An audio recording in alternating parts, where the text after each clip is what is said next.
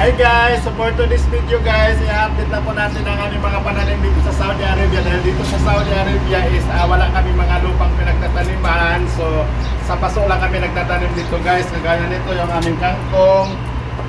Hinaluan na rin ng kamote.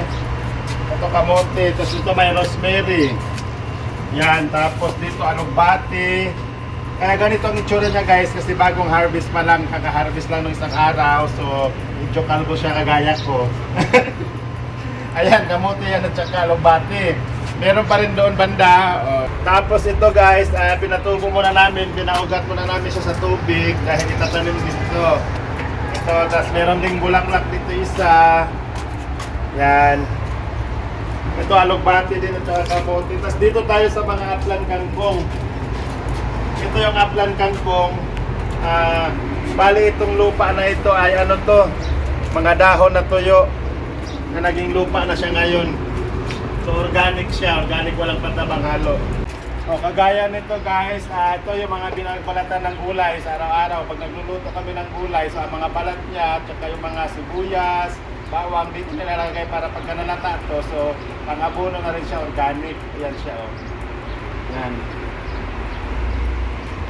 Ito rin, maganda rin ito pang-abono.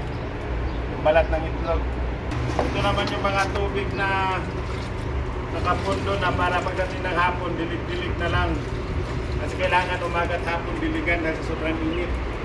Yan mga kangkong. Walang mataba. Kasi panayang kain.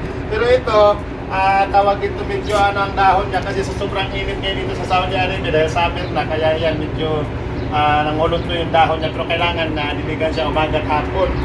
Yan mga kangkong. Ayan siya o.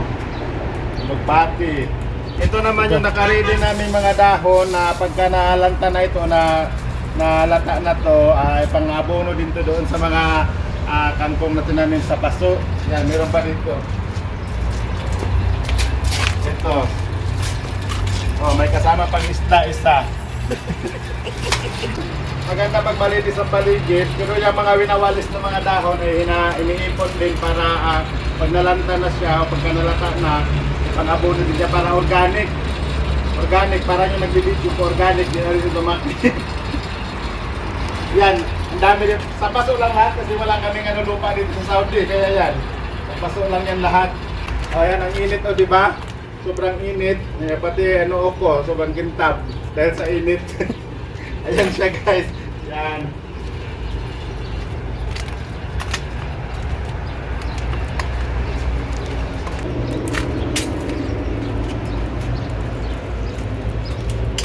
And that's it for today's video. Thank you for watching guys.